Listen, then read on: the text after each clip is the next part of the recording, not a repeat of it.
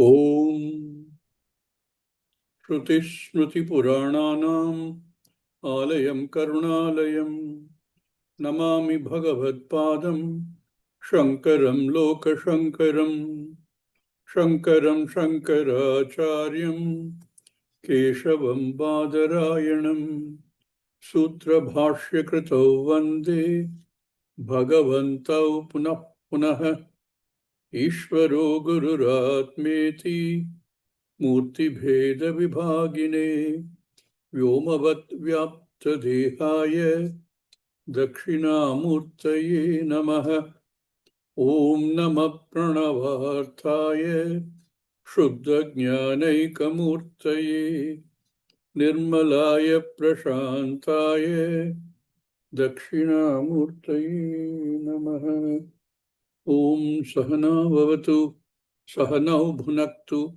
Sahaviryam Karavavahai Tejasvinavaditamastu ma vidvishavahai. Om Shanti Shanti Shanti. Kataksha Kirana Chanta Naman Mohabdhaye Namaha. कटाक्ष किरणाचान्त नमन्मोहाब्धये नमः। Anantananda Krishnaya Jagan Mangalamurtaye. अनन्तानन्द कृष्णाय जगन्मङ्गलमूर्तये। We were doing the verse relating to the third of the three words describing Brahman, Ananda or Ananta. That Ananda is not a quality of Brahman. It is its very Swarupa, is what the author is trying to show. We stopped, where did we stop yesterday, or the last class, the reading? 304, first para over. Come again? Page number 3 or 304. 304, okay. That to start from second para. Second para, okay. As usual, who is going to read? Please read the verse first. Who will do the reading today? I can do. Please do.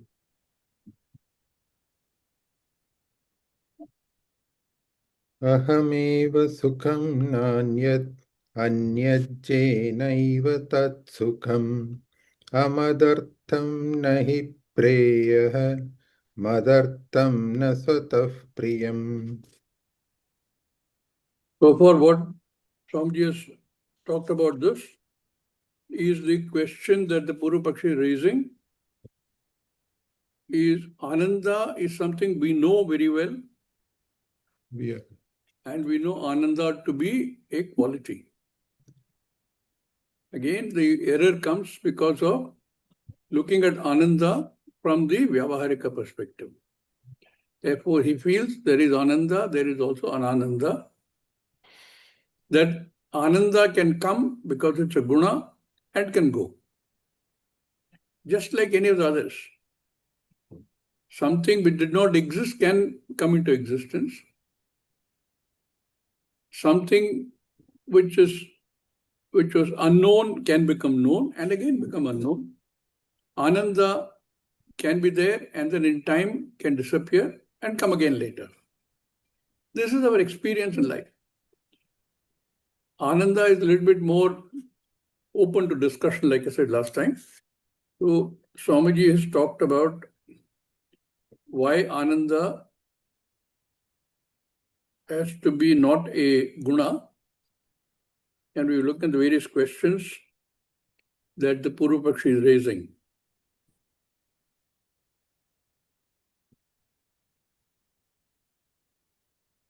Anybody want to add anything to what we've read about this so far? And then we can continue.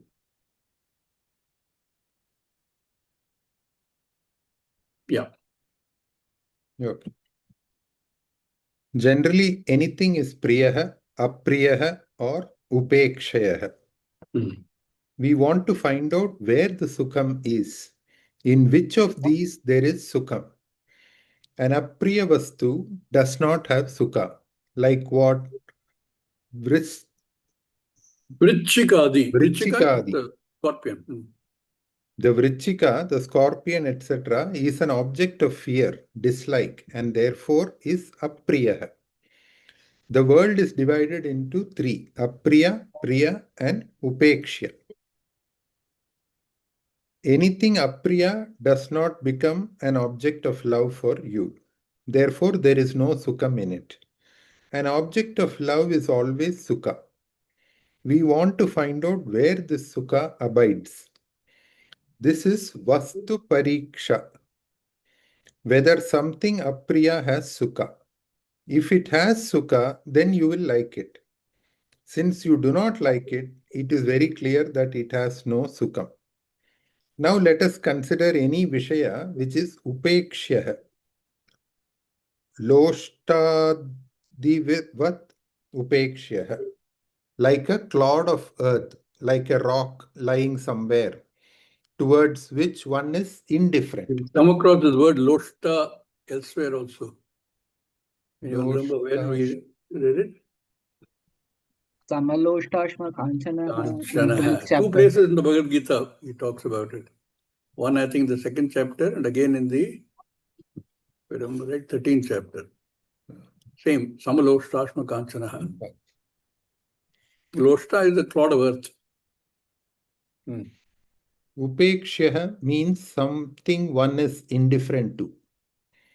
It invokes neither sukham nor dukkham. Therefore, upekshya.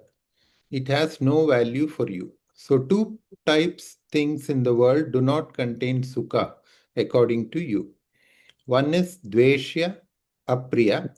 The other one is upekshya. Then only one thing has sukha. What is that? Priya. The priya, the object that you love, that alone gives you sukha. In fact, all the problems that you have are only from the objects you love. Do you know that? If you don't love them, they will not bother you. Only because you love them, you care for them, therefore all the botheration. So you cannot say that the object you love gives you sukha. Bharya putradau adarshanat, Adarshana. because it is not Bharya is seen. spouse, wife. Yeah, Putra, you know. son.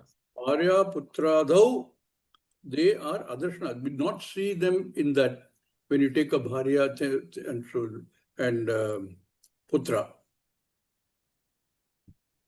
Because it is not seen to be true with reference to one's wife, children, etc. Bharya means Bharta also, Upalakshanaya. Therefore, we cannot say uniformly that these are the objects which give me sukha. It is not true. Vyabhicharat. You cannot make a rule. Therefore, there is no sukha even in priyam. The world is priya, apriya, or upekshya. And the so-called priya, like bharya, putradi, if it is also not giving you sukham consistently, it cannot be source of dukkham. Then definitely, Not it can be also source it can also be source of dukkha. Then definitely priyam cannot be sukham. The priyatvam in that goes away. Therefore, what must be understood? You are interested only in sukham, not in bharya or putra. Sukham alone you are interested in. If you now ask where is sukham, after having analyzed the relation of sukham with the three type of objects, priyaha, apriyaha, upekshaha, what remains? The only thing that is left out is the one who relates to all these three in the Jagat. Priya, Apriya, Upeksha. Who is relating to all of them? Atma alone is relating to all of them. You are relating to all of them. Atma means me. I am relating to all of them. Therefore, maybe Atma is the one that you love. All the love that you have is perhaps only for the Atma, for yourself. Questioner. Which Atma? I hate myself. Swamiji, which part of it do you hate? Which part of it do you love? Why do you hate yourself? Questioner. Because I love to be happy. The happy self I love, not the unhappy self.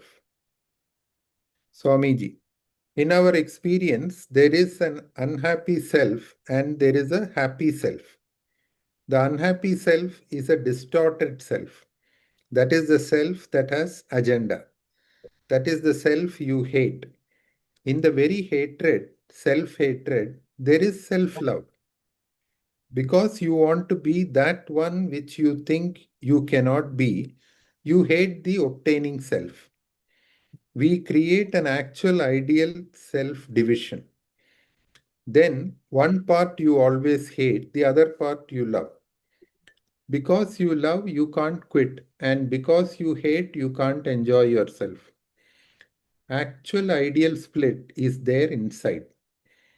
The ideal self that you love is Sukha Swarupaha.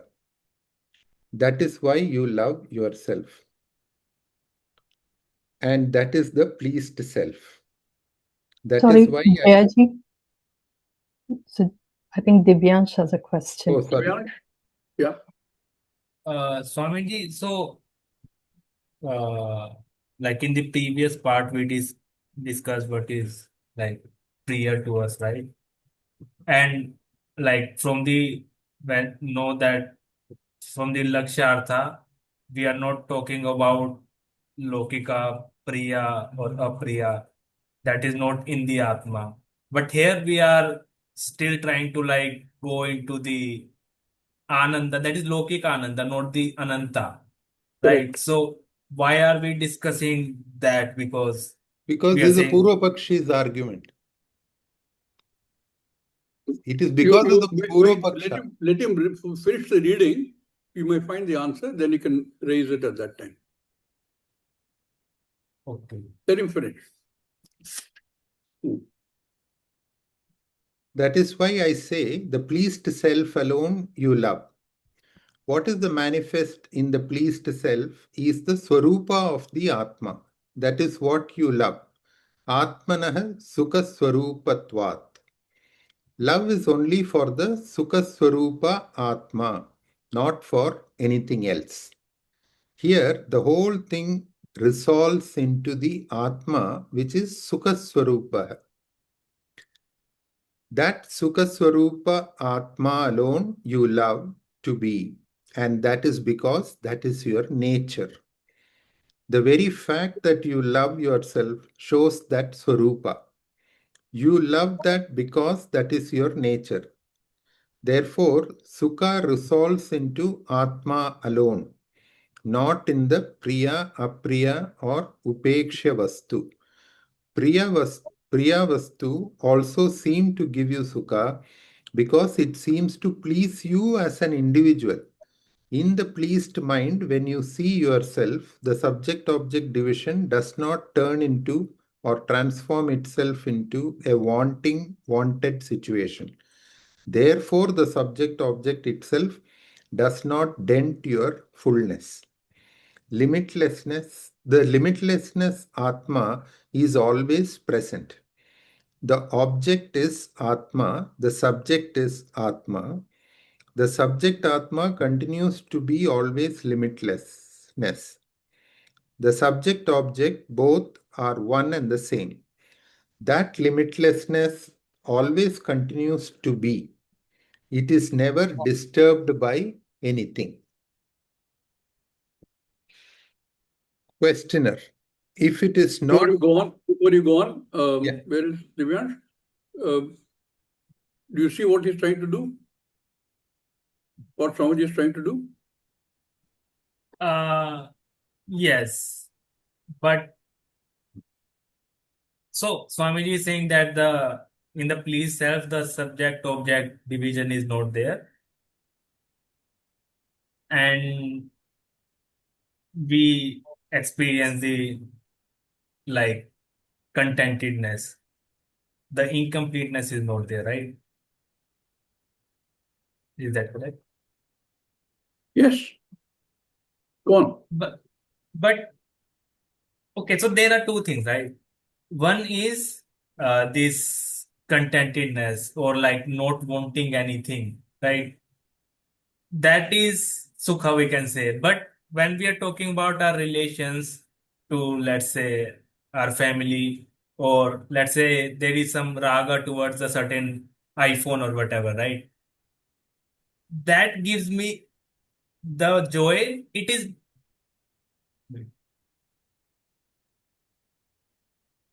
it still the contentedness? Like when I get that iPhone, it is okay.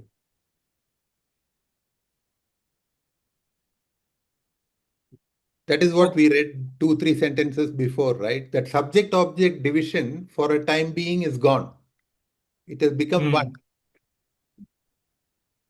Okay, okay, okay. ठीक है, okay. Let's proceed. Okay. So, Yeah. let's continue. Questioner. If it is not disturbed by anything, then how come I lose it? That See, was my everywhere next question. the Purva Pakshi is still asking from his perspective. And Swamiji is trying to explain that if you look at it take one step back and look at it, you'll probably see it differently. Yeah, you're saying something, Divyansh? Yes, I was like about to ask this question because like before we said that Atma, like it does not never loses this Purnatvam. Then how does I supposed to be lose it? But why I told we are going to the field of the Purva Pakshi. Purva Pakshi is asking about the Lokika Sukham, right? He's not asking about Correct. Purnatvam. But Swamiji is batting on his pitch.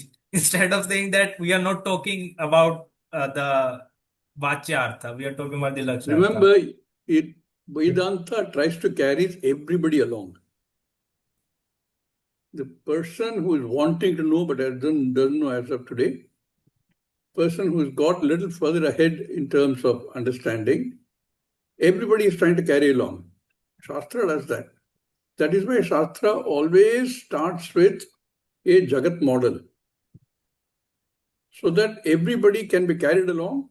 Some people will be slow on the uptake because they are already formed certain notions, and they are not able to say anything other than that. So Swamiji has to try and make sure that whatever question the Purva Pakshi has in his mind, which means hopefully a lot of people who are reading this will also have similar in mind. Yeah, the person who is already understood, Swamiji doesn't even have to talk to him. But this person who is still in that place where he's unsure, like many of us are, there Swamiji has to take the trouble to explain. From here, you go there and understand Atma. And there are also people who are still struggling at a lower end. He also has to be carried along. So everybody gains from this at different levels, different points of evolution persons are. Each one will move further one step or two steps. That is what Swamiji is trying to do. Yeah. So if it is not disturbed by anything, then how come I lose it?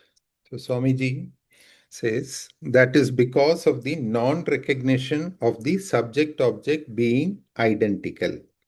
You think the object is something different from the subject, and the subject is something different from the object. Therefore, the subject you has to be kept pleased. And for pleasing yourself, there must be something, some music or whatever must be there. That has got to please you. And when a pleasing object is in front, the subject is pleased. Then at that time, the subject object is there, but that is not a division. that does not bring about any division to the limitlessness. Then what brings about the division? Experientially, the wanted split. That alone brings about. These 2-3 sentences, is that clear? Is there any confusion in there?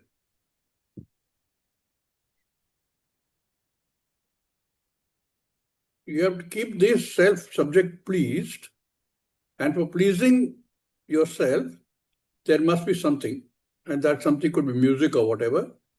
That has got to please you. Obviously, you're not talking about Atma. You're still talking about the meaning of Atma as the individual. And when a pleasing object is in front, the subject, what is the subject? Still the individual is pleased. Atma is neither pleased nor displeased. It is Atma is Ananda. Then at that time, the subject object is there, but there's not a division. Very interestingly, even though there is subject object, because the subject in front of it is the pleasing subject, what comes to the fore is the pleased self. The pleased self, in a sense, is like a image of the Atma, which is Sukha Swarupa. This pleased self, for the time being, for that simple period, does not realize that there is a subject of difference. He doesn't see the subject of it. We experience this many times. It could be something as simple as a wonderful sunrise or a wonderful sunset. You're walking, suddenly you stop and look at it and say, wow. And then you are actually one with that sight. One does not distinguish it. Wow. You don't want to change it. You're just there. That's all. Or it could be, the other example I like is, you see the gurgling smile of an infant. What it invokes is your pleased self. That comes to the forefront. That pleased self is, like I said, in a sense, like an image of the Atma itself. That's why he's saying that at that time, specifically at that time, subject of division vanishes. There is subject object is there, but there's no division. Subject object is still there. The pleased person and the thing pleasing him, they're both still there. But the division is not there. And the division, he says, is that does not bring about any division to the limitlessness. What brings about the division is the wanting and wanted split. Who wants to be something? It is the individual who wants to be something. Atma doesn't want to be anything. Atma has no want. You look at that's why I gave the example of the sunrise and sunset, for example.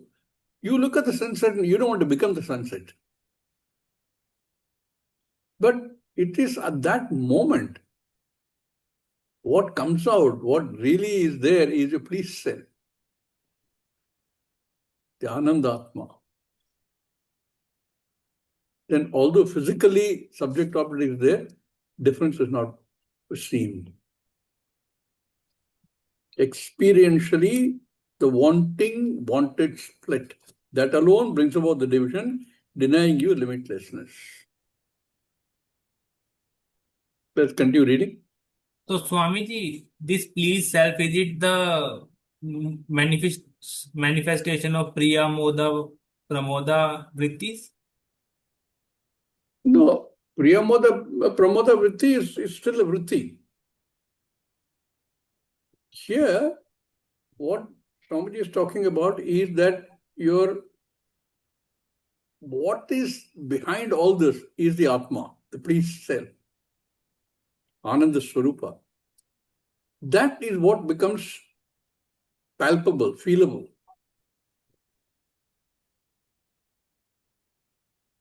Okay, so are you saying that seeing a sunrise is same as getting into samadhi or something, is it? For that short time, you are yourself, the Atma, for that very short time. Okay, so individuality is not there, you are saying. Individual, what is recognized is not the individual at that time. That is, that's why I said, although the division is there, the individual, the subject, and the object division is there physically, but the subject of division is not perceivable. Okay, right. Swamiji, Hmm. Swamiji, then why do we, like in Taitra Upanishad, like when we were seeing about the gradations of happiness or sukha, like why is there so many divisions explained when in all these sukha experience that subject object division is vanished? Then why do we have gradations in that? That is okay. If you read that Taittiriya Upanishad thing, the last bit, it goes into various lokas and eventually comes to a state where it is Atma. In these things, we are talking about limited sukha. In each loka, the sukha is multiplied, ananda is multiplied 100 times, 100 times, 100 times, 100 times. It is still limited sukha. Only when you cross over to that Atma Sukham, last of that, there in these things the subjective division is still there. In all these steps, the subject of the object division is there. What we are talking about here is that one instant when you actually experience Anandatma. If you go to another loka, it's not Anandatma. You experience Ananda, it is still limited Ananda at all levels. It just says there are different levels of Ananda possible. That we know here in this Martyaloka itself. We don't need to go to another loka to experience that. We know that. Something gives me a little bit of sukha, something gives me more sukha, something gives me even more sukha. That is not the sukha he is talking about here. That's why there is only a momentary thing when the subject of differentiation is not perceptible. It goes away. When I was early in college, I used to get this very funny feeling sometimes. And the feeling was that I suddenly know something. I didn't know what it was. I didn't know what it was that I thought I knew. But something seemed to feel that there is something I have suddenly realized, which I should realize. But since I had no idea what it was, and it didn't stay, now looking back, I'm feeling that maybe something like that was happening there. But I didn't recognize, I didn't realize, I didn't know what was going on.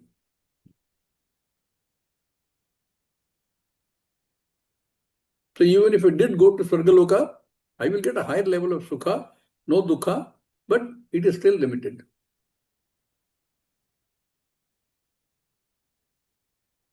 Yeah. Maybe one day, 2 or 3 sessions we'll do only on this Anandavalli. Because there's much more to it than just the levels of sukha there. Yeah. What brings about division? Experientially, the wanted split. That alone brings about the division, denying you limitlessness. Experientially, I am telling.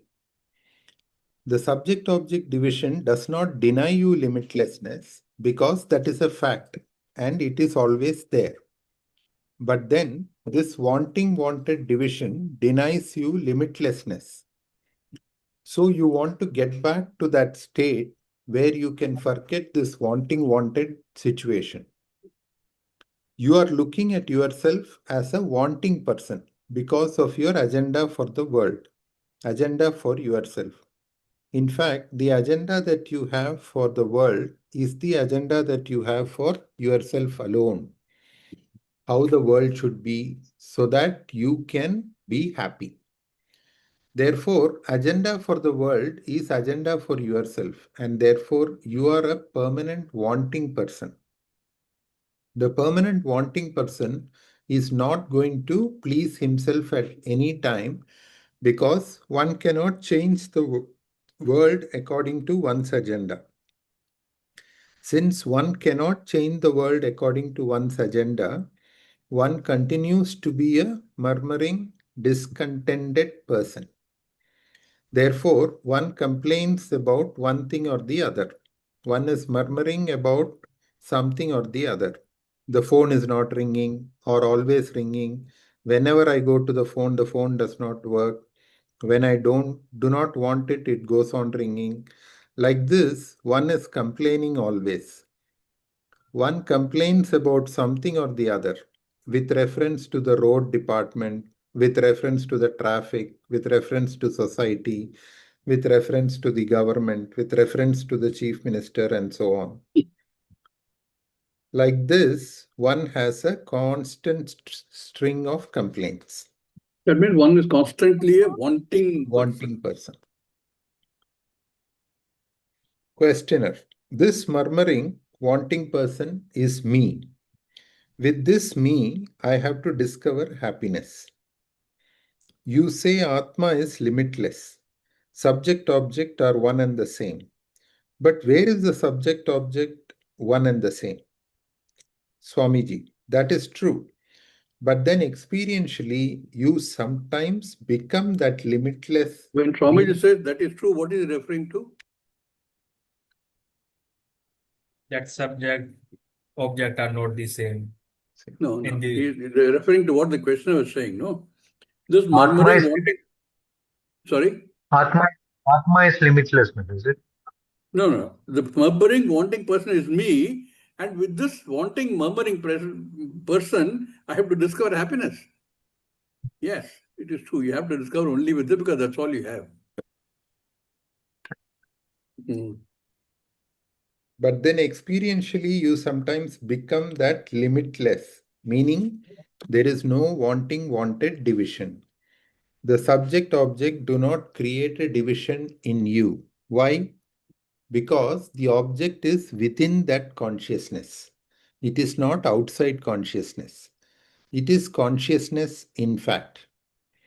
Therefore, Satchid Atma alone is in the form of an object, and Satchid Atma alone is in the form of the subject. This fact always continues, and this fact cannot be changed. That which cannot change alone is a fact. Objects go on changing. Whatever be the object, desirable object, undesirable object, whatever be the object, the subject and object both are same Satchid Atma. That is Satchid Ananda Atma, really speaking, limitless Atma. That continues always. But then, when that is not known, the agenda in me is a problem. Agenda asya asti iti ajandin. Ajandin. Such a word doesn't exist. Swamiji is creating a word. In Sanskrit, you can create all these words. All this. If agenda was a Sanskrit word, then Ajandin becomes the one who has an agenda. Who has the agenda. So Swamiji is creating a word called agenda. That is why a Sanskrit dictionary cannot ever include all the Sanskrit words. You can always create more words. Like dandi, dandaha, asya asti iti dandin. This ajendi. So the ajandin is the pratibhasikam. When you do declension, it will become ajandi, ajandinaha, ajandinau, ajandinam, no, ajandinaha. Something like that will become. This ajendi is the problem. The one who has the agenda, the ajendi, is the one whom you have to forget. That is why Bhagavan is there very much to keep you going until you get enlightenment. Therefore, he gave you apohanam, matta smriti jnanam apohanam cha. If that apohanam, Mattaha is Panchami, from me. From me alone is the smriti, is memory. Jnanam and apohanam is the ability to let go, forget. Bhagavad Gita. Cause If for that- your remembrance and forgetfulness. Sorry? I am the cause for your remembrance as well as forgetfulness, Lord says. The apohanam. Jnanam apohanam cha. 15th chapter. yeah, Divyan, Divyansh. Just a funny instance. Like, I did not know this verse existed in Bhagavad Gita. So I was like discussing with one of my friend in ISKCON that like about the reincarnation, right? And how some cases are there where the person is able to remember his previous uh, birth.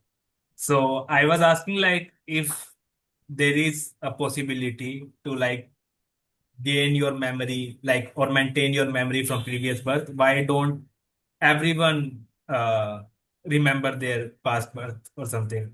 So he said that Krishna himself gives the memory to some certain people so that they can remember about their past and they know that they have a purpose in life or whatever. So he quoted this verse that Krishna is giving personally to each person a memory or a forgetfulness. So I was like, okay. Well, You asked a very interesting question. Why doesn't Krishna give the same ability to all of us to remember our past lives? You can please answer that. but I think I searched a little bit on this. So, like most of the cases that are documented on reincarnation, like where the person is able to recall his previous life. So most of those were like very like gruesome deaths or something like that. That a person has like maybe a strong samskaras are imprinted on the Sukshma Sharira, and when he regains in the next life, he is able to recall the events. Maybe, but I'm not sure. Life will Yeah. become miserable. Any other If reason? you remember, Yes, sir. if you remember all your previous births, your life will be one hell of misery. Correct. Now, tell me honestly, how many of you can remember an unpleasant situation, a discussion you had with somebody which you did not like, which might have happened long time ago? How many of you can think of such memories of discussion which are not nice, not pleasant, They are unforgettable. unforgettable? Exactly. And they will appear when you can't sleep at night. They will all come flooding back. Now, in this Janma itself, you have this problem. You want to remember all the things that in all the other previous Janmas, how are you ever going to sleep? It's a great gift, boon. Forgetfulness is a boon. So, thank God, Bhagavan did not give us that ability. Bhagavan gave us the ability to forget. In fact, this Upanishad I mentioned earlier, also called Garbhopanishad, actually has a verse in that, one mantra, which says the embryo gets sentiency in the 7th month. And then it remembers all the past life. Remembers all the past life and makes a sankalpa that I will not make the same mistakes again. Now I will be in this life very careful. I will remember all the mistakes I made. I suppose mistakes including in terms of who I am, I don't know. But what happens is as the child comes out of the womb, everything's forgotten. This is what the Upanishad says. Like I said, thank God it is like that. Otherwise, we'll have a very, very tough life. But that is also like not like reasonable, because like this comes up in the Bhagavatam also, that the womb, the fetus is like remembering everything, and then he prays to Ishvara that okay, from now on just give me one life, I will just like devote this life to you or whatever. And then when it comes out, it forgets. Like that does not make sense. Like how can it forgets, like just before he was remembering everything and just coming out he forgets? That is the That is process. Maya We can't that is the question Maya of this prapancha. that. You can't question that. That is the way it is. That's what the Upanishad says. That is the power of Maya, Swamiji, isn't it? Power of Maya, yes. No, but power Maya was before also, no? When he was in the womb, Maya was there also, huh? Correct. It did not exercise its power, let us say.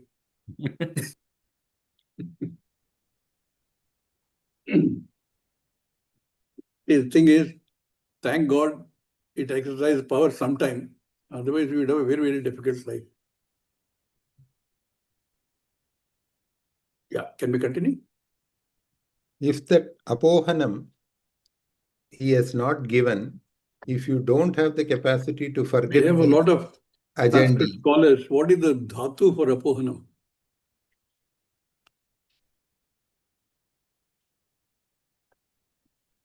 han is it? Ananam?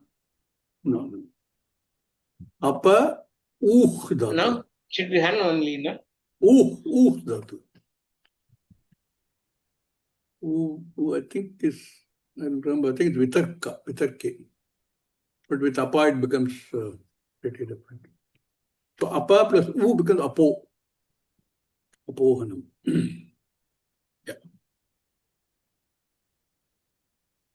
Yeah. If that apohanam he has not given, if you don't have the capacity to forget the agenda, suicide is inevitable. This apohanam, which is Bhagavan's grace, is the apohanam. We have to understand that this is the primary apohanam. That is Bhagavan's grace. That is Bhagavat Kripa. Because of this capacity, there is an object which is somehow able to make me drop all my agenda without fulfilling the entire agenda. Therefore, I don't become an agenda for the time being. And therefore, one regains the original status. What is that? The subject-object being one and the same. The limitlessness that obtains in the subject-object relationship, which does not at any time bring about any kind of division to the Vastu. That Vastu Anubhava is experienced. It is an experiential state, a vritti. That this is what we call Shantihi Uparamaha, where there is a temporary resolution of that wanted division, not resolution of subject-object division, but resolution of the wanted division. This is where the yogi committed a mistake. He thought Vikalpa creates all the problems. Who is the yogi who has committed the mistake? Ashtanga Yoga. Ashtanga yoga, correct. There they have a Nirvikalpa Samadhi, which means different from the way we look at Kalpa. Temporary Nirvikalpa. Then Divyansh, you had something? So Swamiji, we are saying that this is also a vritti, right? Yeah. Like when we see a sunrise, that is also a vritti. And the wanted division is not there. But isn't this the definition of pramoda, when we say that when we actually get the object that we want, there is the resolution of the wanting. So isn't it the same thing or is it different?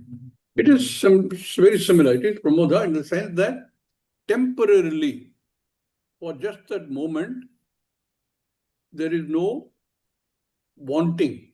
Actually, forget about wanted different. There is no wanting. You don't want anything. Many times, I don't know if anybody can remember an experience where you feel so good, everything's going well. Maybe you had a great meal with all your friends, and everything was wonderful. You had just ate just the right amount, and then you had wonderful dessert, and then you sit back and say, "Wow, I don't want anything else." You know, that sense of saying, I'm not a wanting person. We do experience it sometimes. There are times in our lives when everything seems to go your way. For that moment, you feel, kya baat hai. I remember when I'm talking about some 30, 40 years ago or more, I used to go play tennis the weekends, mornings. That's all time I had to play tennis.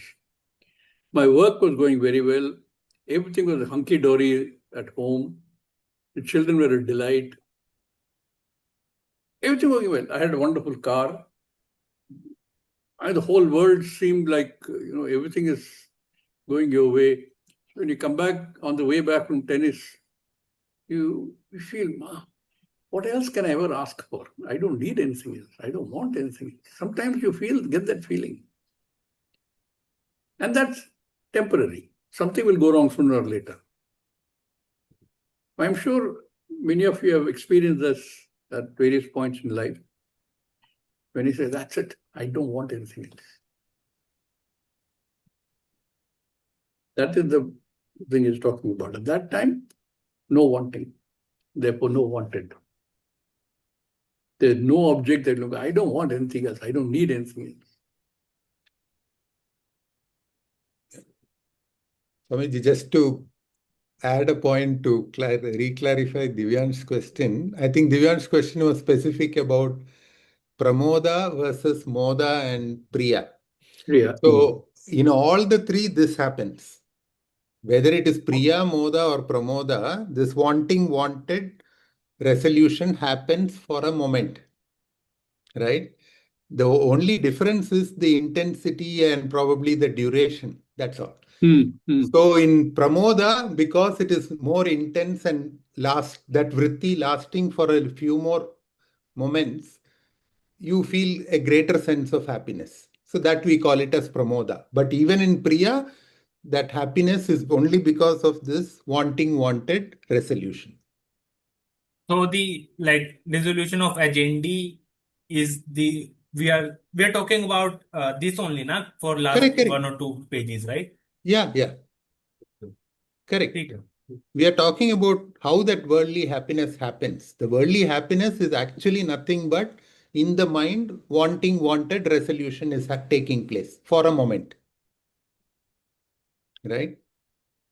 And why that for a moment? Because it is closely coupled with the vritti. And vritti does not last long. Once the next vritti comes, this happiness goes. Good. This is where the yogi committed a mistake. He thought Vikalpa creates all the problems. Therefore, he wanted Nirvikalpa. In fact, Atma is Nirvikalpa. With all the Vikalpas, it is Nirvikalpa. We don't require to eliminate even subject-object Vikalpa because in spite of the subject-object Vikalpa, Atma continues to be Nirvikalpa. And the Nirvikalpa state alone you experience. Whenever you are happy enjoying an object, enjoying the mountain, enjoying the stars, enjoying whatever that is there in front, whenever you enjoy, that state only reveals the fact that Atma Nirvikalpaha. Vikalpe Satyapi Anandaha Anubhuyate iti Swarupa Anandaha. Therefore, that Ananda is the Swarupanandaha Iva.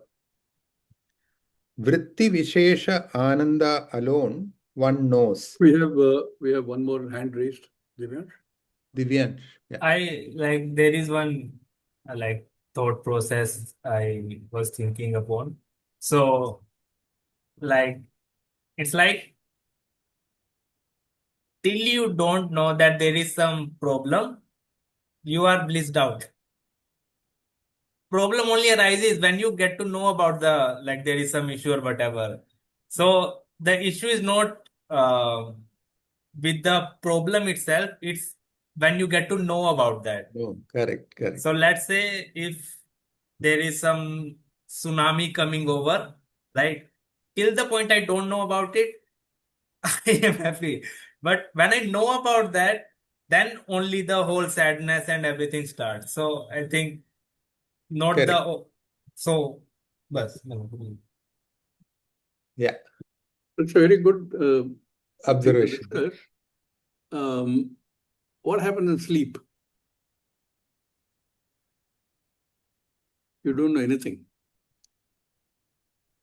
Whatever is the joy you had in the day, or whatever is the problem that you face in the day, all gone. Because like Divyan said, you don't know. In deep sleep, you just don't know. All your systems are shut. So even if there's a tsunami coming and you're going to hear about it in the news, in sleep you don't even hear in the news. You're sleeping. Let the tsunami come and go. You're not bothered because you don't know. So probably that is where the statement ignorance is bliss is. Bliss. Ignorance is bliss. Yes, yes, yes. Or And the yet- other version, what you don't know doesn't hurt you. Yeah, or you don't know. Correct. And yet, deep sleep is Ananda. And Deep sleep is Ananda. Yes, Divyansh.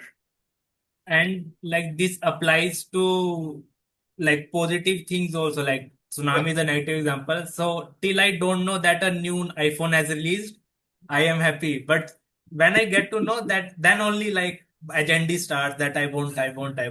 Then the problem starts. Correct. This is Divyansh's standard example. Good example. Because everybody experiences this. yeah. Okay.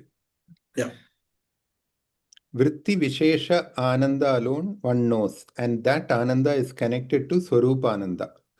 Ananda is the Swarupa. It is not born out of anything. It is neither Atma Shesha or Anatma Shesha.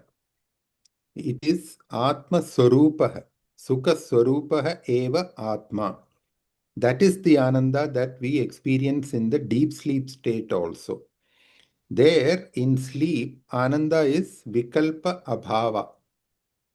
That is why that Ananda in sleep is a dumb Ananda. This Swarupa Ananda is the Ananda you experience in the waking state in a moment of joy. This is the real Ananda because the Vikalpa is there, at the same time there is Ananda. This is a revealing Ananda, very revealing. That Ananda is the Swarupa Ananda Iva. A Vritti Vishesha reveals as a Lakshana the Swarupa Ananda, which is Atmananda Iva. Eva. Eva. So, Only that is the Atmananda. therefore, one has to understand Atma as Ananda Swarupa, as the limitlessness, so that all the agenda that you have become Mithya. I do not want you to give up agenda. You can have all the agenda and a few more Mithya agenda, but not agenda to make you happy. So those agenda, Swechaya or Anichaya or Anyechaya, whatever agenda, you can have that. And irrespective of whether they are fulfilled or not fulfilled, there is Ananda. That is called Swarupa Ananda.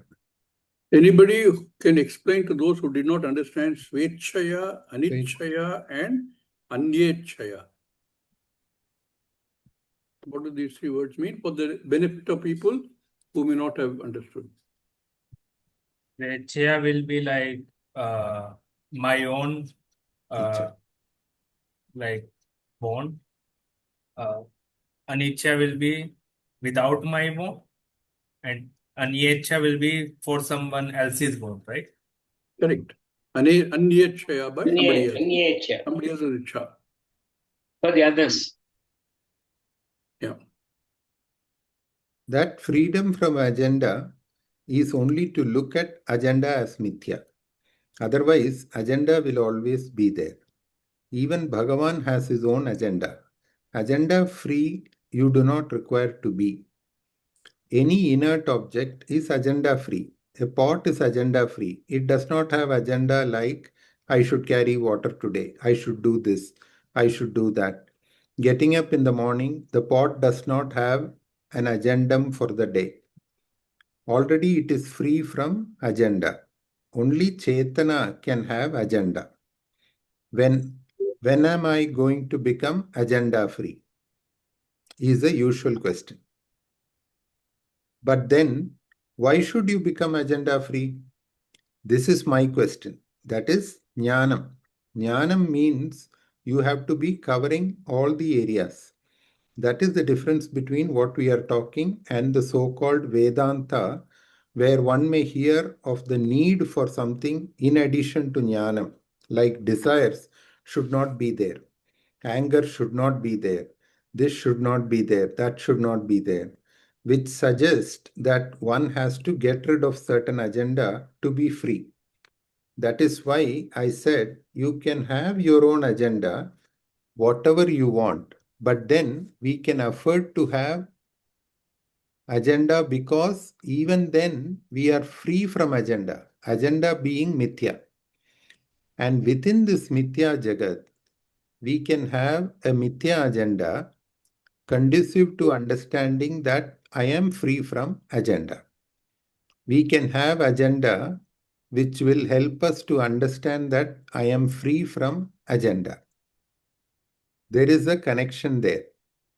That is where we get these values, value for tyaga, value for dharma, amanitvam, etc. We'll stop here today and continue in the next class. Is there any observation anybody has on what we've read in this verse? Yeah, Okay. I was just thinking this kind of also connects to Karma Yoga that we've been reading, that we assume we have a lot of control over how things happen in this world. So we have all this, agenda that this I'm going to do and that I'm going to do, but ultimately nothing is really in our control. You just have to do what needs to be done as it unfolds, keeping, with dharma. So I kind of think it kind of connects that way over there. Yes, it does. Good connection. Even as you're reading the last lines, it should remind you of Karma Yoga. Agenda by itself is not an issue. Desire by itself is not an issue. If one has an attitude of Karma Yogi, none of these will have an issue for you. Good. Om Purnamada Purnamidam Purnat Purnamudachyate Purnasya Purnamadaya Purnamevavashishyate Om Shanti Shanti Shanti Harihi Om Shri Gurubhyo Namaha Harihi Om. Dhanyavadaha. Namaskaraha.